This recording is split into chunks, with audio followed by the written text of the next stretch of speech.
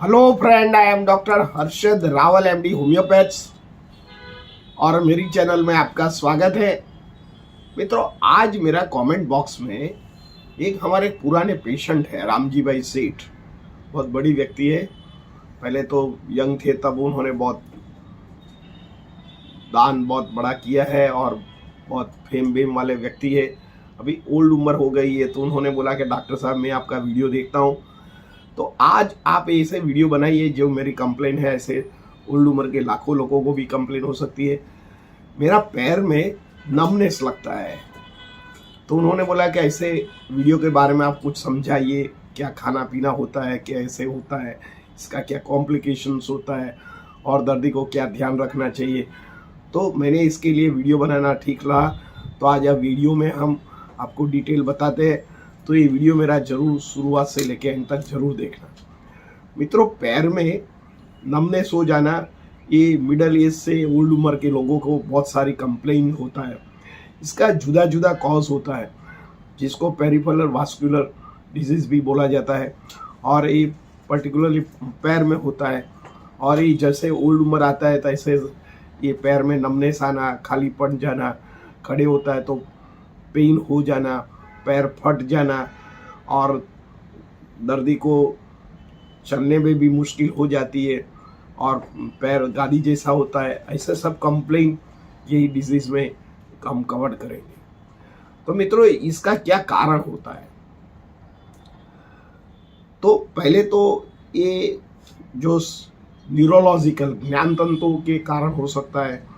Old उम्र होते हैं तो हमारा शरीर में विटामिन B12 या और विटामिन कॉम्प्लेक्स की डेफिशिएंसी की वजह से हो सकता है। दूसरा कारण शरीर में कैल्शियम की कमी हो सकता है। डायबिटीज न्यूरोपैथी भी हो सकता है। डायबिटीज की वजह से जो हमारे पैर की नसों है इसमें सुन्नपन आ सकता है, खून संचार कम हो सकता है। कई बार हार्ट रिलेटेड जो डिजीज होता है, जिसको इस्केमिक हार्ट डिजीज हो या कोलेस्ट्रॉल हो, इसके कारण भी ये उनको पैर में सुन्नपन और नमनेस भी आ सकती है। कई बार स्पाइनल कॉर्ड में कॉम्प्रेशन होने के कारण सायटिका का जो दर्द रहता है, इसके कारण भी दर्दी को पैर में सून आ जाना या पैर में कोई सुइयां चुभती हो या पैर में नमनेस हो जाना और पैर जमीन पर नहीं पड़ता है, ऐसे ख्याल आ सकता है। कई बार मल्टीपल स्क्लेरोसिस डिजीज में भी ऐसा दर्दी को माना गया है। कई बार जिन लोगों को सायटिका का दर्द होता है, जो लोग रांझण बोलते हैं, इसके कारण भी कई बार हो सकता है। कई बार वेन्स के कारण हो सकता है। कई बार वेन्स में जो रक्त संचार कम होता है तो यही डिजीज में ये रोग होने की संभावना रहती है और दर्दी को नमनेस होता है। कई बार ओवर डायबिटीज हो जाता है और ओवर वेट दर्दी होता है, लैक ऑफ एक्सरसाइज होता है। उन लोगों को भी पेरिफेरल वास्कुलर डिजीज या नमनेस डिजीज होने की संभावना रहती है। कई बार जिन लोगों को लैक ऑफ एक्सरसाइज होते हैं और सेडेंटरी लाइफ होती है, इन लोगों को भी होने की संभावना रहती है। कई बार अमुक डिजीज होता है जिसको राइन डिजीज बोलते हैं, जिसमें और जो लोग कोल्ड एरिया में रहते हैं, ज़्यादातर बर्फीला एरिया में, तो उसको फॉक्स बाइट्स भी होने की संभावना के कारण भी हो सकता है।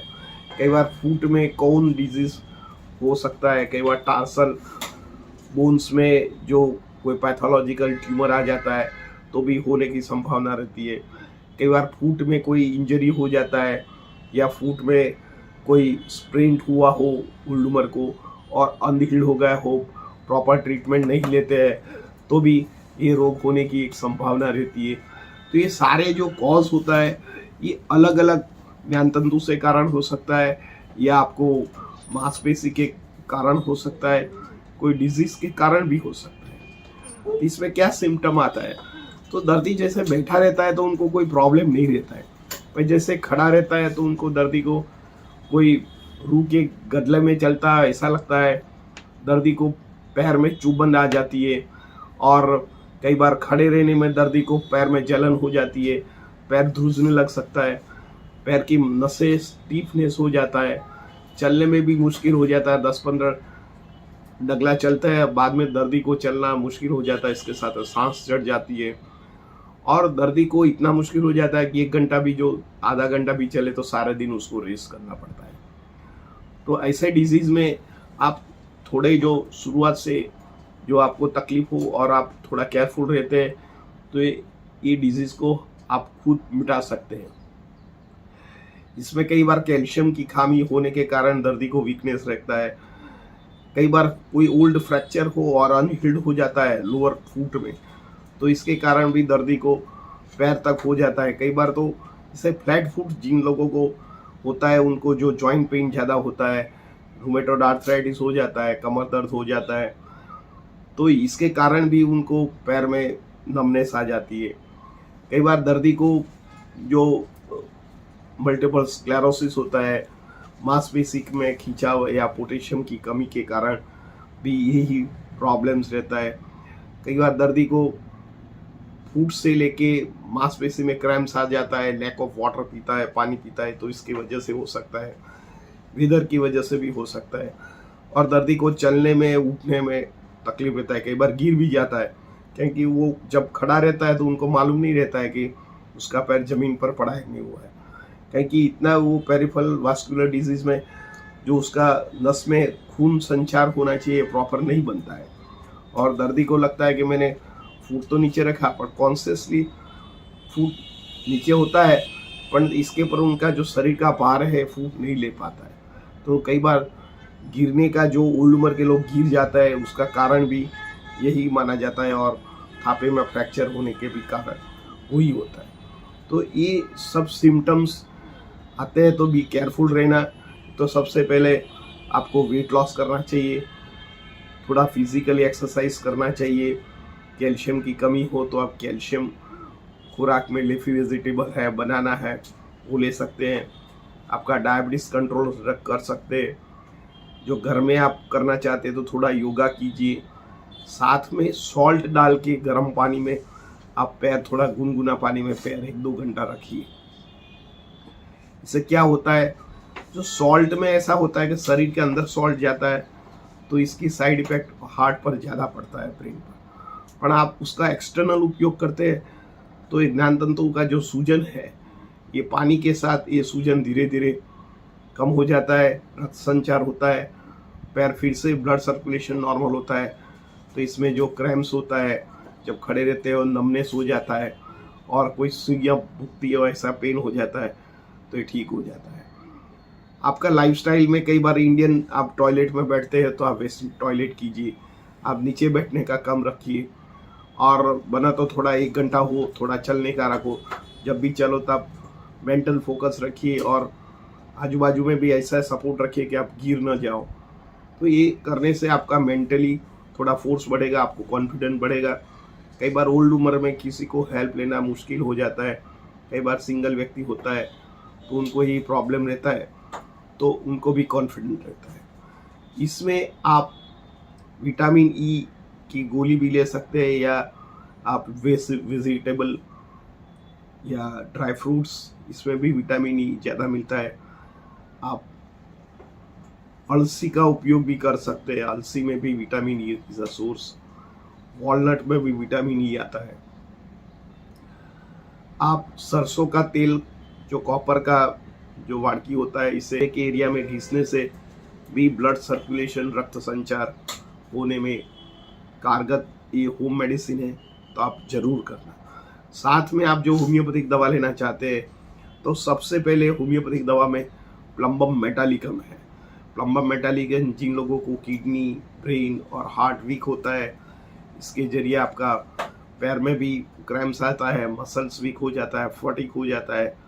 रेन डिजीज़ का डायग्नोस किया हो, या वेन्स का कोई वेरिगोज वेन का भी डायग्नोसिस किया हो, इसमें प्लम्बम मेटालिकम दवा बहुत अद्भुत काम करती है।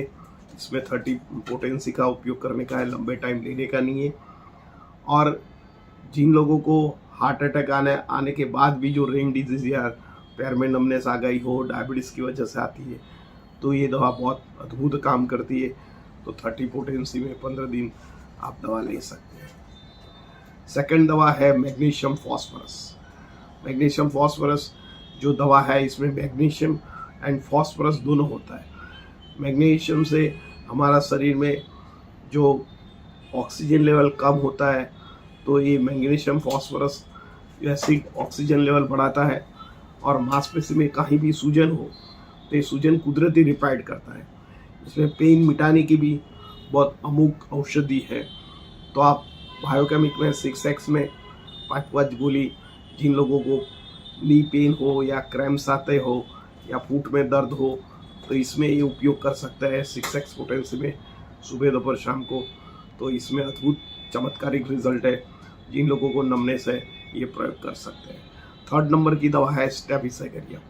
जिन लोगों को लोअर लिम्ब में कंप्लेन रहता है, पर्टिकुलर लेडीज़ होती है पोस्ट डिलीवरी के बाद या कोई ऑपरेशन के बाद, उनको पैर की कोई सूजन आ गई हो और पैर में कोई शक्ति ना हो, नी में कोई शक्ति ना हो, फुट में भी कोई शक्ति ना हो, नमनेस आ जाता है, पैर में कुछ चुभता हो, ऐसा लगता हो, खड़े नहीं सकते, थोड़ा भी चलता है पैर भर जाता है, ऐसे छोटी उम्र में रहता है, तो स्टेफिसेगरिया का उपयोग आप कर सकते हैं। 4th नंबर की दवा है रस्टॉप। जिन लोगों को साइटिका दर्द हो राइट साइड और ये दर्द कमर से होके 6 फुट तरफ जाता है और फुट में कुछ चुभन हो जाता है, स्वेलिंग हो जाता है, चलता है तो एक पैर ठीक पड़ता है, दूसरा पैर ठीक नहीं पड़ता है, दोनों पैर में वजन प्रॉपर नहीं आता है, खड़ा रहने में मुश्किल आ जाता है, और जिनको राजन की तकलीफ रहती है, जब वादळ छाया और वातावरण में जब क्लाउड वेदर होता है, कंप्लेन बढ़ता है, दर्दी को बैठने में, खड़ा रहने में तकलीफ होता है, हलन चलन करने से दर्दी को अच्छा रहता है, गर्म सेक करने से दर्द बढ़ता है, तब ये दवा का आप जरूर उपयोग करना चाहिए।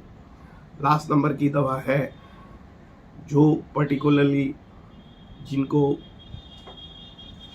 मल्टीपल स्क्लेरोसिस हो या ज्ञान तंतु रिलेटेड डिजीज हो या जिन लोगों को हाई डायबिटीज़ हो, ये यूरेनस नाइट्रिकम नाम की दवा है। ये पोस्ट या complication for diabetic patient, diabetes neuropathy और पेरिफेरल न्यूरोपैथी या रेन डिजीज़ में ये बहुत अद्भुत काम करता है। मैंने ये दवा कई पेशेंट को दिया है जो ओल्ड उम्र के लोगों होते हैं, डायबिटीज़ भी होता है, ब्लड प्रेशर भी होता है, इस्केमिक हार्ट डिजीज़ हो, ब्रेन स्ट्रोक आया हुआ हो, पैरालिसिस का अटैक आने के बाद ऐसा प्रॉब्लम रहता है, तो यूरेनस नाइट्रिकम आप लो पोटेंसी का उपयोग कर सकते हैं। ये जो मैंने जो दवा बताया है 30 पोटेंसी लेने से आपके पैर में जहाँ भी जो पेरिफेरल नर्व डिजीज़ है या आपको नमनेस आता है या स्टिंचिंग पेन होता है या आपको कोई सुई भुगता हो, ऐसा पेन होता है, तो ये ज़रूर आप उपयोग करना और धीरज से उपयोग करना, और धीरे धीरे आप होम्योपैथिक दवा लेते हैं तो आपके ये रोग में से ज़रूर बाहर निकल सकते हैं। थोड़ा मेंटली एंड फिजिकली स्ट्रांग बन के साथ में आप होम्योपैथिक दवा करो तो आपको ये रोग में आप बच सकते हैं। मित्रों, मेरा वीडियो आपको कैसा लगा? अच्छा लगता है तो लाइक कर दीजिए, शेयर कर दीजिए। धन्यवाद। Thank you very much.